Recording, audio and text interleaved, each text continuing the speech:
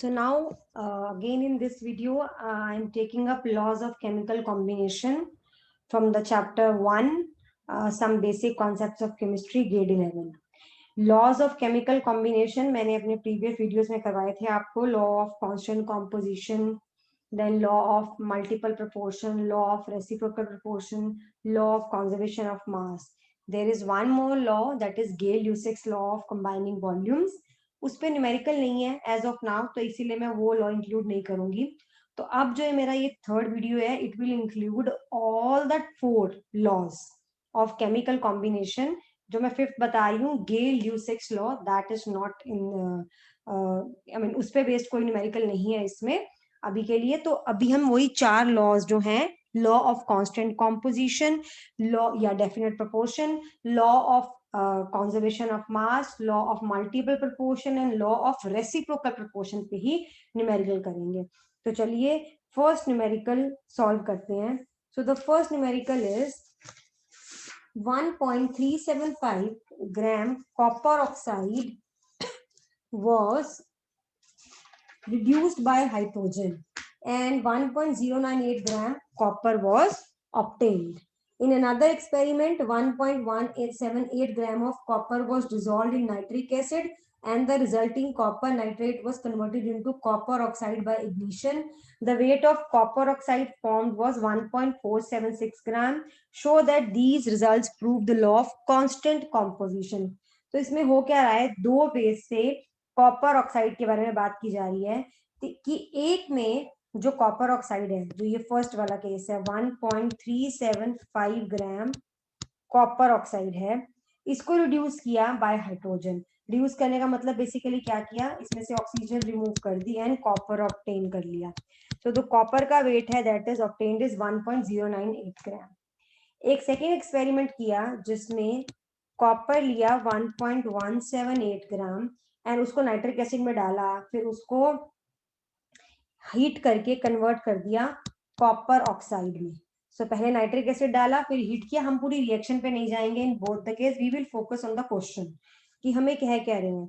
तो जो copper oxide बना उसका वेट है 1.476 gram. They are saying prove that this is in accordance with the law of constant composition. तो law of constant composition यहाँ पे किसके बारे में, it is about copper oxide. ठीक है, एंड इसमें मैंने CuO लिखा है, it can be Cu2O also. तो मुझे नहीं पता ये कौन सी ऑक्साइड है. कोई भी कॉपर की ऑक्साइड में जो भी दो बेस हैं, चाहे वो यहाँ पे कॉपर ऑक्साइड है चाहे वो यहाँ पे कॉपर ऑक्साइड है, जो रेशो कॉपर एंड ऑक्सीजन की इस ऑक्साइड में आनी चाहिए वही रेशो कॉपर एंड ऑक्सीजन की इस ऑक्साइड में आनी चाहिए. ये हमारा टारगेट है.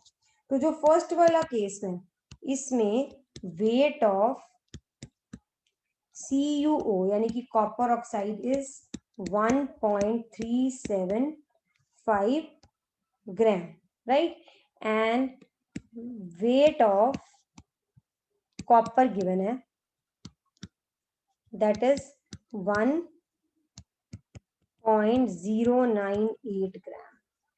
देयरफॉर वेट ऑफ ऑक्सीजन क्या आ गया, this is equal to 1.375 minus oxygen पूरा लिखिएगा, oxygen 1 minus 1.098, this is equal to 0.277 gram. तो यहाँ पे रेशो क्या आ गई, कॉपर इज टू ऑक्सीजन की 1.098 is to 0.277 and this is, ये आ जाएगी जो रेशो कैंसल आउट होके ये आ जाएगा रेशो. जब आप करेंगे तो ये बन जाएगा 3.96 रादर इज टू 1 और अप्रोक्सीमेटली 4:1. ना सेकेंड केस में भी हम निकालेंगे, हमारे पास वेट ऑफ कॉपर ऑक्साइड है that is equal to 1.476 gram. We have weight of copper which is equal to 1.178 gram. Therefore, weight of oxygen will be 1.476 minus 1.178 and ये आएगा 0.298 gram. I am solving this rest of the numerical यहाँ पे because I am not left with much space. तो यहाँ पे अब जो हमारे कॉपर एंड ऑक्सीजन की अमाउंट आई है उनकी रेशियो निकाल लेते हैं. कॉपर इज 1.178 एंड ये आया 0.298. ये भी रेशियो आ जाएगी 3.96:1. सो ये देखिए दोनों रेशियो सेम आ गई है. कांस्टेंट कॉम्पोजिशन जो है वो हमें यही कहता है कि कोई भी कंपाउंड जब दो पर्टिकुलर एलिमेंट से बनता है तो जो वो दो एलिमेंट्स हैं वो हमेशा सेम वेट सेम अमाउंट में कंबाइन करते हैं. तो कॉपर ऑक्साइड किसी भी वे से हो, दोनों केसेस में कॉपर ऑक्साइड जो है, चाहे पहले केस में कॉपर ऑक्साइड को रिड्यूस करके कॉपर बनाया, दूसरे में कॉपर से कॉपर ऑक्साइड बनाया, लेकिन इधर केस में जो कॉपर ऑक्साइड है उसमें कॉपर एंड ऑक्सीजन की जो प्रोपोर्शन है, जो रेशियो है वो सेम होनी चाहिए. तो it has prove to be same. Next है carbon combines with the hydrogen to form compounds having the following compositions. 3 compounds हैं कार्बन और हाइड्रोजन के हमें अभी given A B C and composition दी हुई है. हमें बोला है कि illustrate the law of multiple proportions. So जो the law of multiple proportion है, what does it say? It says कि when one element combines with the fixed weight of other element, okay, जब कोई भी दो एलिमेंट्स कंबाइन करते हैं and they form to और मोर compounds, then weight of one element that combines with fixed weight of another element bear simple ratio with each other. मतलब एक simple सी बात है कि जैसे कार्बन एंड हाइड्रोजन 3 कंपाउंड्स बना रहे हैं, तो जो कार्बन एंड हाइड्रोजन में से सपोज मैं किसी भी एक का वेट फिक्स कर देती हूँ, मैं मान लो कार्बन का फिक्स कर देती हूँ, तो जो हाइड्रोजन है वो कार्बन के फिक्स्ड वेट से कंपाउंड ए में, देन कंपाउंड बी में, देन कंपाउंड सी में जो कंबाइन करेगा, तो जो उसके कॉरेस्पॉन्डिंग हाइड्रोजन का वेट आएगा उसकी ratio will be simple ratio, simple whole number ratio. मतलब कहने का ये है, यहाँ पे आप अगर देखेंगे, यहाँ पे आपको क्या गिवन है, यहाँ पे आपको गिवन है कार्बन का 75% फर्स्ट केस में, 85.7 सेकंड केस में, 92.3 थर्ड केस में. तो मुझे क्या करना पड़ेगा, मुझे तीनों केस में कार्बन की अमाउंट को फिक्स करनी पड़ेगी, या मैं चाहूं तो मैं हाइड्रोजन की अमाउंट को फिक्स करके उसके कॉरेस्पॉन्डिंग कार्बन की अमाउंट निकाल लूंगी. जब उनकी रेशियो निकाल लूंगी कार्बन के जो अब आएगी अमाउंट की ratio, that should be simple whole number ratio. देखिए कैसे स्टार्ट करते हैं. कंपाउंड ए की बात करते हैं.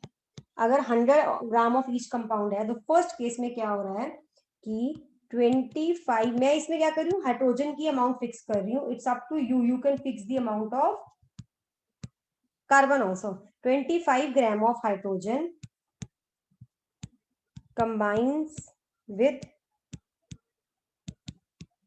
75 ग्राम ऑफ कार्बन. तो 1 gram of hydrogen will combine with 75 over 25 is equal to 3 gram. Second case में 14.3 gram of hydrogen combines with how much amount of carbon? 85.7 gram. Therefore 1 gram of hydrogen will combine with 85.7 upon 14.3 आ जाएगा 6 ग्राम. Third case में 7.7 ग्राम of hydrogen combines with, अगर आपको ये laws detail में समझने हैं तो मैंने अपने प्रीवियस वीडियोस में एक्सप्लेन किए हैं. I will give the link to that in the description box. You can go through those videos, तो आपको ये न्यूमेरिकल और अच्छे से क्लियर हो जाएंगे. 7.7 ग्राम of hydrogen combines with of carbon लिख लेते हैं, with 92.3 grams of carbon.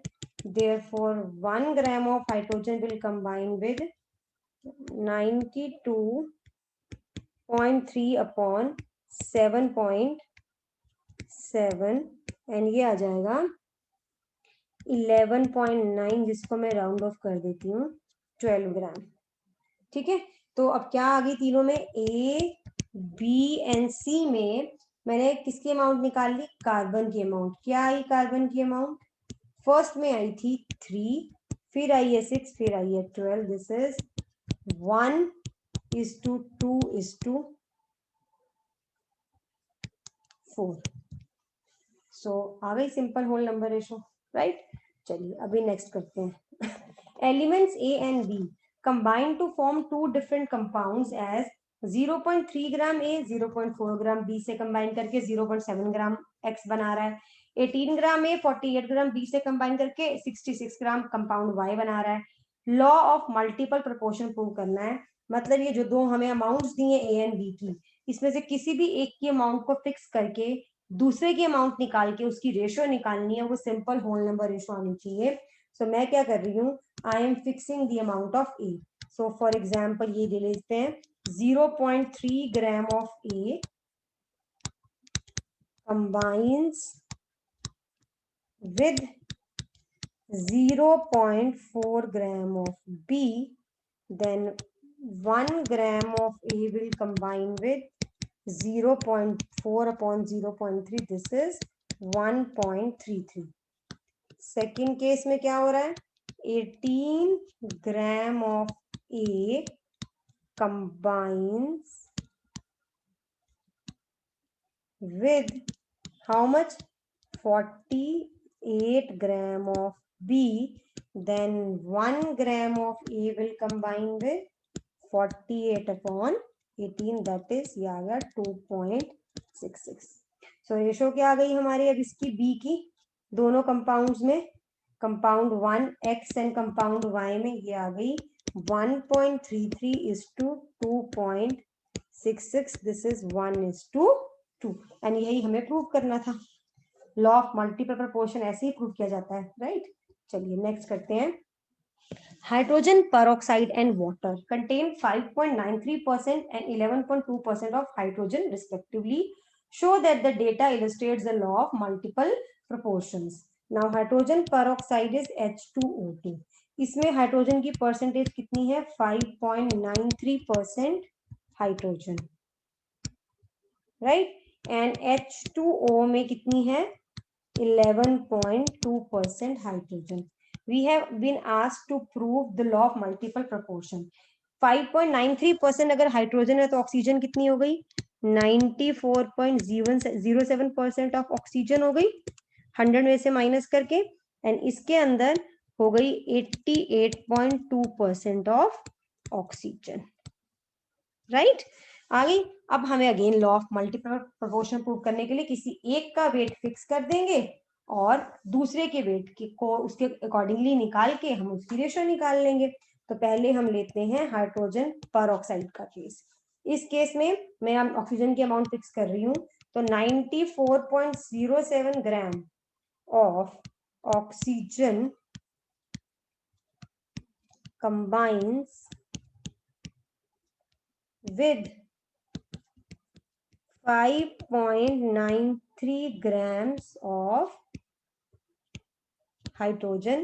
So 1 gram of oxygen will combine with 5.93 upon 94.07. This comes equal to 0.0630 ग्राम। अब बात करते हैं वाटर की। इसमें 88.2 grams of oxygen combines with 11.2 grams of hydrogen. So fixing the amount of oxygen to 1 gram. So therefore 1 gram of oxygen will combine with 11.2 upon 88.2. It is equal to 0.1269 ग्राम। ठीक है, तो ratio क्या आ गई, किसकी ratio आई है, ये hydrogen की। तो 0.0630 इज टू 0.1269, ये आ जाएगा 1:2.015 विच इज अप्रोक्सीमेटली 1:2। तो अगेन हो गया prove law of multiple proportion. Next करते हैं 1 gram of ethane on complete combustion gave 4.4 gram of carbon dioxide and 2.7 gram of water. Show that the results are in accordance with the law of conservation of mass. अब इसमें आ गया law of conservation of mass, जिसमें हम ये कहते हैं कि किसी भी physical and chemical change में जो amount of products formed है that is equal to the amount of reactant, मतलब there is no loss in mass, right? हम basically ये कहते हैं, ठीक है। अब हमें इसने क्या दिया है, 1.5 ग्राम इथेन ऑन कंप्लीट कंबस्टन। पहले तो इथेन की कंप्लीट कंबस्टन पे रिएक्शन क्या होगी वो लिखनी पड़ेगी यहाँ पे। gave 4.4 gram of carbon dioxide and 2.7 gram of water. अब एक बताइए, पहले तो रिएक्शन लिखिए। Ethane is C2H6 on combustion, complete combustion, it will give carbon dioxide and it will give water, right? अब इसको जब हम बैलेंस करेंगे तो ये बन जाएगा 2, 7, 4, 6। ये कह रहे हैं 1.5 gram of ethane on complete combustion gave 4.4 gram of carbon dioxide and 2.7 gram of water. Show that the results are in accordance with the law of conservation of mass. Law of conservation of mass हम तभी prove कर पाएंगे जब हम यहाँ जो reactants है उनका मास प्रूव कर दें इक्वल टू प्रोडक्ट्स के मास के। मेरे पास रिएक्टेंट में से इथेन का मास है पर ऑक्सीजन का मास नहीं है, प्रोडक्ट्स में दोनों का मास है। If this both become equal then only, I mean तभी हम प्रूव कर सकते हैं law of conservation of mass. तो उसके लिए मुझे क्या लगेगा, ऑक्सीजन का मास लगेगा। अब इस पर्टिकुलर केस में हम जो है थोड़ा सा जो है ना स्टोइशियोमेट्री जिसे बोलते हैं, मोल कॉन्सेप्ट की, हम थोड़ा सा वो लगाते हैं। पर मैं अभी मोल कॉन्सेप्ट पे नहीं जा रही हूँ, मैं एक सिंपल सी एक बात बताती हूँ। यहाँ पे हमें दिख रहा है कि दो मॉलिक्यूल जो है, मतलब 2 टाइम्स जो हम ले रहे हैं इथेन, वो कितने उससे रिएक्ट कर रहा है, 7 टाइम्स ऑक्सीजन से रिएक्ट कर रहा है ना। सो मॉलिक्यूलर वेट क्या होता है इथेन का, molecular weight of ethane is equal to, निकाल लीजिए, carbon plus carbon 12 plus 12 24 plus 6 30 gram. तो 2C2H6 का कितना हो जाएगा, 2 × 30 60 ग्राम। 60 और 1 ऑक्सीजन मॉलिक्यूल का कितना होता है, molecular weight of oxygen O2 is 32 grams. Therefore 7 O2 का कितना हो जाएगा, 7 × 32 that is 224 gram. That means 60 gram ethane के लिए 224 ग्राम ऑक्सीजन लग रहा है ना। यही है ना स्टोइशियोमेट्री दिख रही है यहाँ से, इसको स्टोइशियोमेट्री बोलते हैं प्रोपोर्शन में। कि ये कितना निकाला मैंने, 60 ग्राम इथेन के लिए 224 ग्राम ऑक्सीजन की जरूरत है ना। ये हमें बैलेंस केमिकल इक्वेशन से क्लियरली दिख रहा है। तो जो 1.5 ग्राम इथेन है उसके लिए कितना ऑक्सीजन लगा होगा वो हम निकाल सकते हैं। So we can write for 60 gram of ethane we require is equal to 224 gram of oxygen. Therefore 1.5 gram of ethane will require 224 by 60 into 1.5 that is equal to 5.6 ग्राम। तो ये जो अमाउंट है ये हमारी क्या आ गई, 5.6 ग्राम आ गई ना। तो हमारे पास आ गया, जस्ट अ सेकेंड, हमारे पास अब जो रिएक्शन थी मैं फिर से लिख रही हूँ, C2H6 plus 7O2 gives you 4CO2 plus 6H2। now मेरे पास ये था 1.5, मैंने ऑक्सीजन की अमाउंट निकाल ली 5.6 ग्राम, इसकी थी 4.4 ग्राम एंड इसकी थी 2.7 ग्राम। ऐड करिए इन दोनों को, क्या आ जाएगा, 7.1 ग्राम। इनको ऐड करिए, क्या आ जाएगा, 7.1 ग्राम। सो प्रूव हो गया law of conservation of mass. तो मैंने ऑक्सीजन का वेट निकालने के बाद रिएक्टेंट्स का मास ऐड किया एंड प्रोडक्ट्स का मास ऐड किया, तो आ गया मेरे पास, प्रूव हो गया law of conservation of mass. What weight of NaCl would be decomposed by 4.900 gram of sulfuric acid H2SO4 if 6 gram of sodium bisulfate and 1.825 gram of HCl are produced in the reaction? हो क्या रहा है? What weight of NaCl would decompose? मतलब ये reaction है simple सी.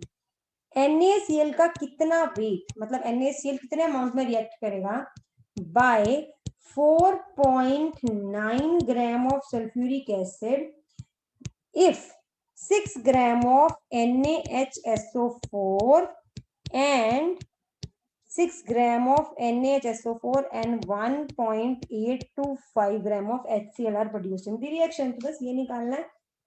तो क्या बोलेंगे हम यहाँ पे? बस according to law of conservation of mass, इसका मान लेती हूँ अगर मैं x, तो x plus 4.9 is equal to 6 plus 1.825, यहाँ से x की वैल्यू आ जाएगी 2.925 ग्राम. तो amount of NaCl decomposed will be 2.925 gram. This is the amount of NaCl decomposed by 4.9 gram of sulfuric acid H2SO4. ठीक है. Okay, next one. Element A and B give three different compounds X, Y and Z with the following weight ratios. दो compounds हैं A and B, grams में wait लिया है. ये तीन तरह के कंपाउंड बनाते हैं X, Y and Z. तीनों कंपाउंड में X and Y का अमाउंट दिया हुआ है ग्राम्स में. ठीक है. Using this law, using these weights ratio, use these weights ratio to illustrate a law of chemical combination. State the law in words. ये कह रहे हैं कि इससे एक लॉ इलस्ट्रेट होगा, बताओ वो कौन सा लॉ है, उसको प्रूव करो एंड उसको डिफाइन करो या उसको बताओ, स्टेट करो इन वर्ड्स. ठीक है. तो हमें आपको स्टेट करने का मतलब होता है नाम बताना उस लॉ का. ठीक है. और डिफाइन करने का मतलब डेफिनेशन देंगे. तो अब आ रहा है हमारे पास कि यहाँ पे हम देख रहे हैं, जब अभी देखो इसमें लॉ ऑफ कांस्टेंट कॉम्पोजिशन तो हो नहीं सकता प्रूफ. ठीक है. कांस्टेंट कॉम्पोजिशन क्योंकि तीन डिफरेंट, क्योंकि यहाँ पे वो है, हमें क्या दिया है, हमें weight of A and B दिया है एक्स वाई एंड जेड तीन कंपाउंड्स में. ठीक है. हमें ये तो नहीं बोला कि कोई एक ही कंपाउंड है, दो एलिमेंट से बना हुआ और अलग अलग मेथड से बना हुआ है. तो ऑब्वियसली यहाँ पे लॉ ऑफ कांस्टेंट कॉम्पोजिशन तो अप्लाई नहीं होगा. लॉ ऑफ रेसिप्रोकल प्रोपोर्शन बनाने के लिए भी क्या होता है, हमें पता होना चाहिए कि हमारे पास ऐसा होना चाहिए जो हमारे पास तीन एलिमेंट्स होने चाहिए उसके लिए. जो लॉ ऑफ रेसिप्रोकल प्रोपोर्शन है उसमें तीन एलिमेंट्स यूज होते हैं. ठीक है. तो हमारे पास बचता है law of conservation of mass, वो ऑब्वियसली यहाँ कहीं दिख नहीं रहा. And now we are left with only law of multiple proportion, तो वो ही यहाँ में अप्लाई होगा. So basically A and B की जो वेट है तीनों कंपाउंड्स में, उनमें हमें क्या करना है, किसी एक का वेट ए का या बी का फिक्स करके दूसरे का वेट निकाल के उन तीनों कंपाउंड्स में उन वेट की रेशियो निकाल देनी है. वो जो आएगी वो होल नंबर रेशियो आएगी एंड फिर वो आपका लॉ जो है मल्टीपल प्रोपोर्शन का प्रूव हो जाएगा. ठीक है. तो चलिए पहले कंपाउंड लेते हैं एक्स. एक्स कंपाउंड के अंदर मैं क्या कर रही हूँ, मैं ए की अमाउंट फिक्स कर रही हूँ. तो मैं क्या कर रही हूँ, 0.5831 gram of A combines with 0.42 grams of B. आपको समझ आ गया होगा कि मैं ये लॉ क्यों लगा रही हूँ, क्योंकि बाकी कोई भी लॉ इस डेटा के अकॉर्डिंग फिट नहीं बैठ रहा. Therefore 1 gram of A will combine with 0.42 upon 0.5831. This is equal to 0.7202 gram of B. Compound Y में है A है 0.018 ग्राम of A is combining with 0.02 gram of B. Therefore 1 gram of A will combine with 0.02 upon 0.018, ये आ जाएगा 1.111 gram of B. Compound Z में A है 0.3 0.36 gram of A, which is combining with 0.52 gram of B. Therefore, 1 gram of A will combine with 0.52 upon 0.36. This is 1.44 grams of B. तो A का amount fix करने के बाद तीनों की जो है B की जो है तीनों में XYZ में अमाउंट आ गई। XYZ में B की अमाउंट आ गई, क्या आई? 0.7202, 1.111 एंड 1.44। 1.44। तो ये रेशो आएगी 1:1.5:2, जिसको हम होल नंबर करने के लिए 2 से मल्टीप्लाई कर देंगे, 2:3:4। हेंस लॉ ऑफ, तो कौन सा लॉ हो गया ये?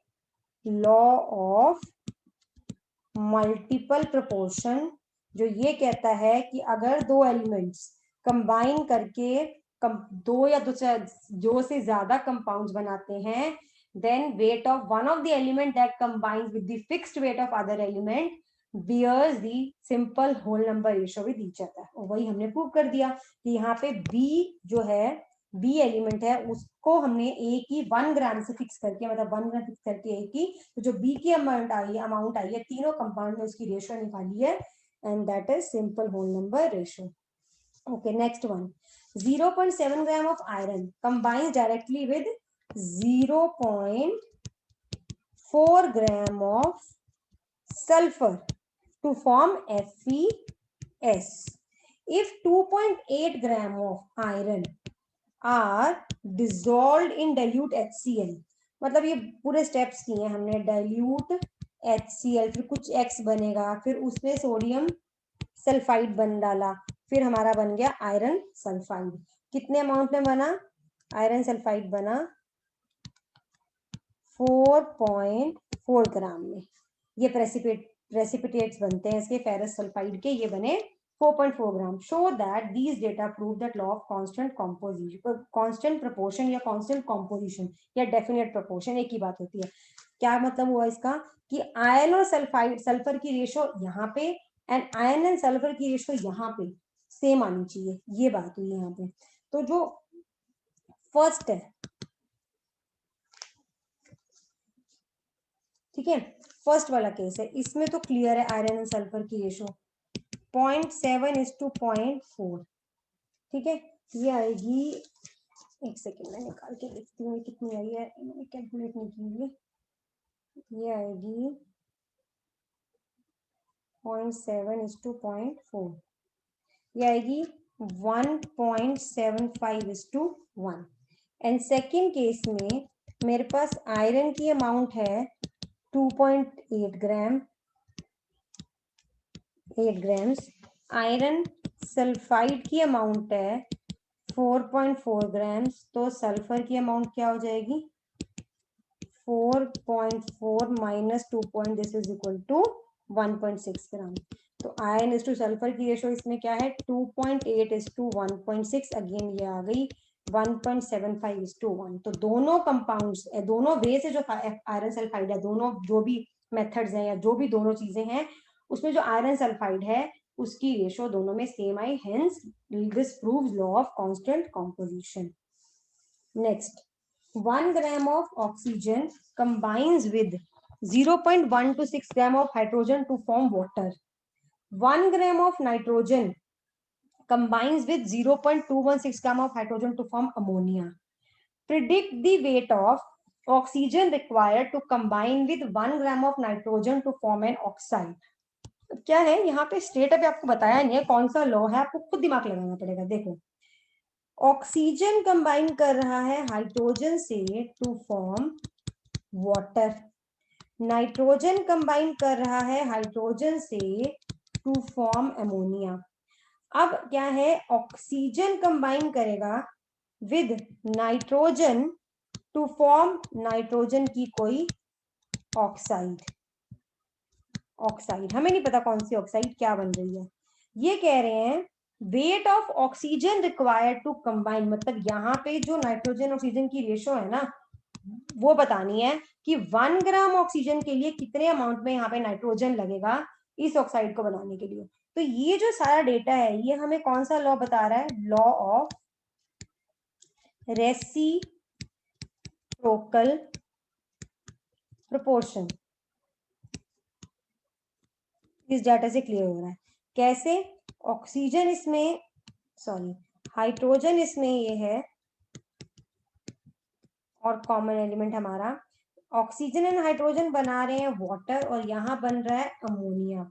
और यहाँ पे जो ये है हमें नहीं पता किस रेशो में ये कंबाइन कर रहे हैं, लेकिन हमें ये पूछा है कि वेट ऑफ ऑक्सीजन, मैंने उल्टा लिख दिया यहाँ पे, हमें यहाँ पे चाहिए weight of oxygen required to combine with 1 gram of nitrogen.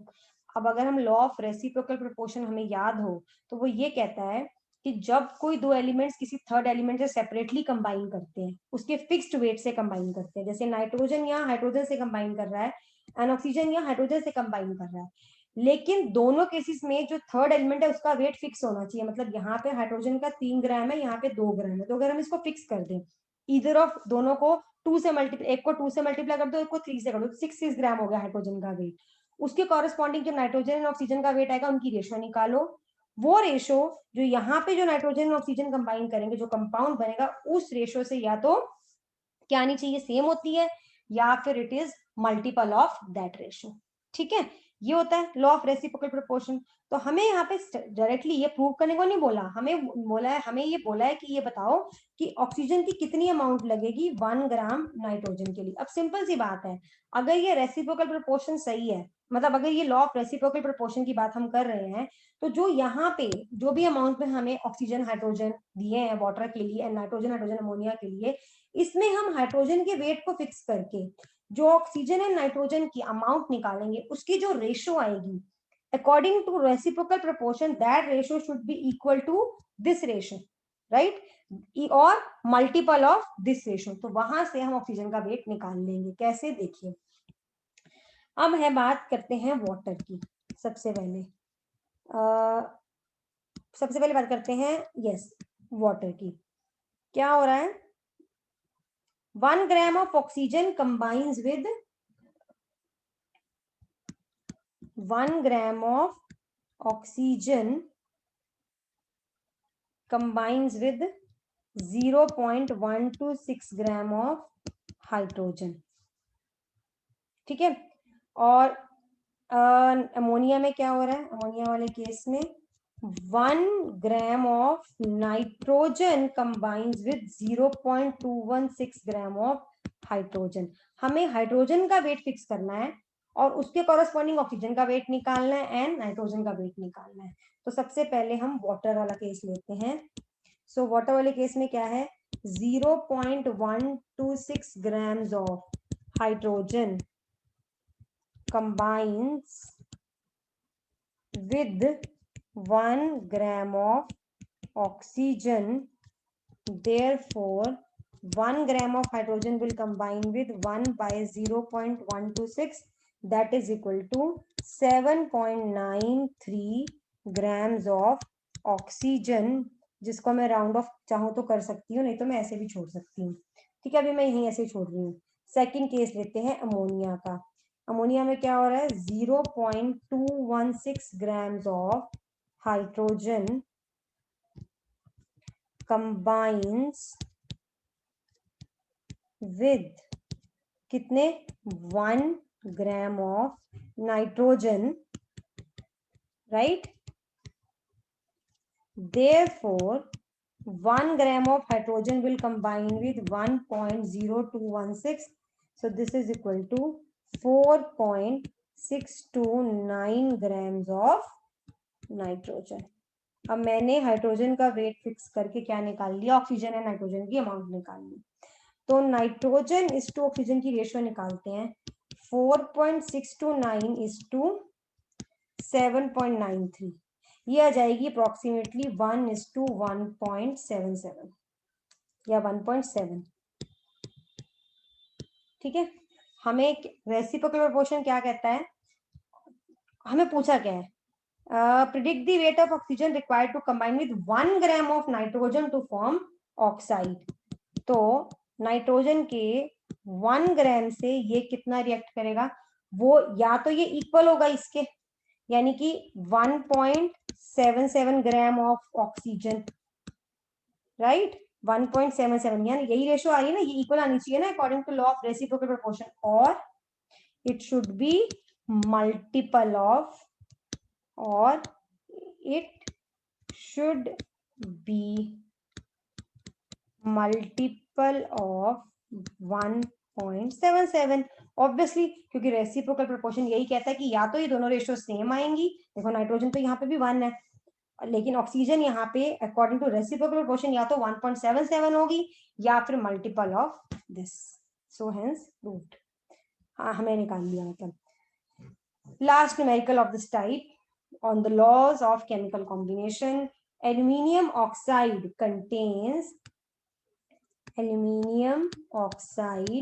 contains 52.90% aluminium, right? Carbon dioxide contains 27.7% carbon. Calculate the percentage of aluminium in aluminium carbide. Aluminium, okay. Aluminium carbide. Actually aluminium carbide होता है ये, ठीक है। इसमें हमें क्या निकालनी है, परसेंटेज ऑफ एल्यूमिनियम निकालनी है, assuming the law of reciprocal proportion यहाँ पे ट्रू है। तो यहाँ पे क्या हो रहा है, ऑक्सीजन एल्यूमिनियम से सेपरेटली कंबाइन करके एक कंपाउंड बना रहा है और एक कार्बन से कंबाइन करके बना रहा है, एंड देन एल्यूमिनियम और कार्बन एक कंपाउंड बना रहे हैं। तो यहाँ बन रहा है एल्यूमिनियम ऑक्साइड, यहाँ बन रहा है कार्बन डाइऑक्साइड, यहाँ बन रहा है एल्यूमिनियम कार्बाइड। हमें क्या बोला, परसेंटेज निकालो एल्यूमिनियम की एल्यूमिनियम कार्बाइड में। उसके लिए पहले मुझे इसके बारे में सब कुछ पता होना चाहिए।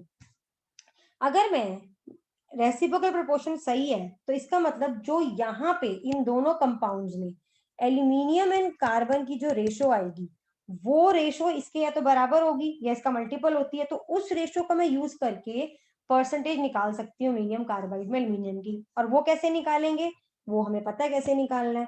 एल्यूमिनियम ऑक्साइड में 52.9% अगर एल्यूमिनियम है तो 47.1% ऑक्सीजन है। सिमिलरली कार्बन डाइऑक्साइड में अगर 27.27% कार्बन है तो 72.73% ऑक्सीजन है। मुझे क्या करना है, मुझे इन दोनों कंपाउंड में ऑक्सीजन की अमाउंट फिक्स करके 1 ग्राम करके एल्यूमिनियम की और दूसरे में कार्बन की जो है अमाउंट निकाल के उसकी रेशो निकाल लेनी है। सो एल्यूमिनियम ऑक्साइड की बात करते हैं, 47.1 grams of oxygen combines with 52.9 gram of aluminium. So 1 gram of oxygen will combine to give 52.9 over 47.1, that is ये आ जाएगा 1.123 grams of aluminium। ये आ गया, ठीक है। ये आ गई एल्यूमिनियम ऑक्साइड की बात। अब करते हैं सेम सिमिलरली कार्बन डाइऑक्साइड में। Now coming to carbon dioxide. Carbon dioxide में क्या है कि 72.73 gram of oxygen combines with 27.27 gram of carbon.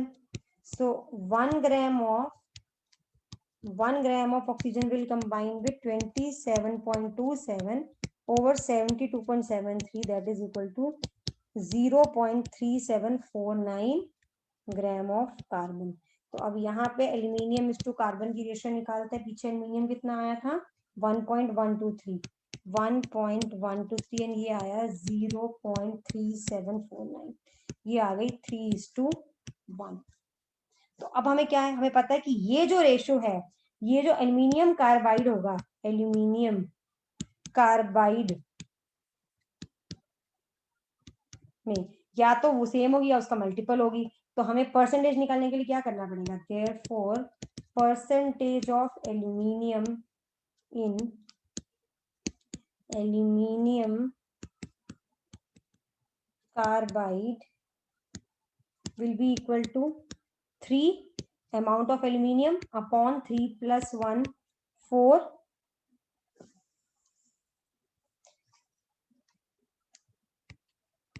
Just a second.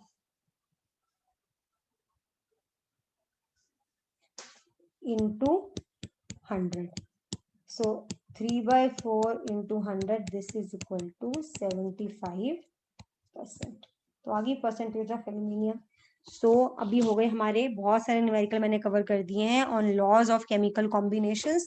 Please go through all the 3 videos, part 1, part 2 and part 3 of some basic concepts of chemistry. आपको I think कोई doubt नहीं रहेगा regarding the laws of chemical combination. So अब हम next step, next जो video है मैं वो नेक्स्ट टॉपिक लूंगी. आई सी मे बी इक्विवेलेंट मास का है या क्या है, बिकॉज मैं इंक्लूड कर रही हूँ numerical from CBSE as well as ISC board. दोनों की बुक्स में से जो जो टॉपिक्स हैं सम बेसिक कॉन्सेप्ट्स में, so I will be taking up all of them ताकि सारे टाइप के न्यूमेरिकल कवर हो जाएं इन माय वीडियोस, राइट? तो चलिए, so this was all about laws of chemical combination.